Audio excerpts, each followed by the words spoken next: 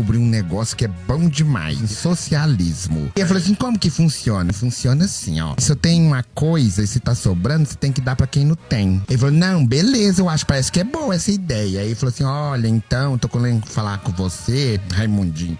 Você tem 2 jumentos, né? Ele falou, tem. Ele falou assim, então você tem que me dar um? Não, então tá, pode levar o jumento. Aí ele levou o jumento, tava lá de boa, aí com pouco a esposa do Raimundinho chegou e falou assim, uai, meu bem, cadê o nosso jumento? A gente tinha 2. Eu dei um pro Armando, nosso vizinho lá, que ele é socialista. E ele falou assim que agora esse negócio é muito bom, que a gente, quem tem 2, dá um pra quem não tem. Então faz o seguinte, vai lá e pede ele uma vaca, que ele tem 2 vacas, a gente não tem nenhuma. Então tá bom. Aí ele chegou e falou assim, ô... Só Armando, eu queria falar com você podia me dar uma vaca sua, porque você tem 2, aí você me dá uma, você fica com uma, porque nós é socialista, né? E ele falou assim, mas eu queria te falar uma coisa. Ele falou, o quê? Ele falou assim, um socialista só funciona com jumento.